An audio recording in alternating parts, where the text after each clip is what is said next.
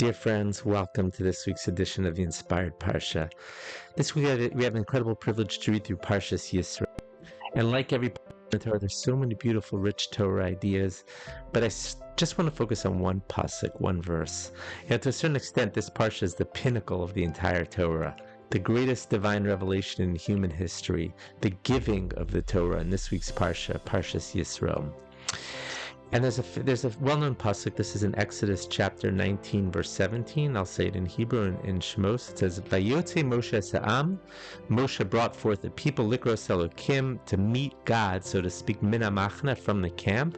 Vayisyatzvu b'tachas hahar, and they stood at the foot of the mountain. Rashi over here quotes this famous medrash. Rashi says that the medrash says that God suspended the mountain over them, so to speak. And he forced them to accept the Torah. He said, if you don't accept the Torah, this mountain, this will become your grave. What does this mean? We always believe that we accepted the Torah willingly. The famous phrase, Nasa v'nishma, we will do, and then we will hear. We wanted to accept the Torah. So what does it mean? Was this really given to them against their will? So there's a beautiful answer from the Tiferet Shlomo, the Radomska Rebbe. He says that it's not that, God forbid, they were actually forced. But at that moment, they had such a moment of clarity that they realized this is the only thing that will really, truly give them meaning in life, that will make them feel alive, is to accept the Torah. Without accepting the Torah, they're almost as good as dead. The biggest drive of the human being deep down at his core is a search for meaning. Viktor Frankl's famous book, Man's Search for Meaning, a beautiful title. That's really what drives us. And when we don't have a sense of purpose, when we don't have a sense of meaning, we are almost as good as dead. There's a famous portion in the Talmud, a passage in the Talmud, which says that a tzaddik, a righteous person, even when he leaves this world, even when he passes from this world, he still lives on. Because his teachings, his ideas still live on. His legacy continues. How he or she led their lives, it still lives on even after they pass.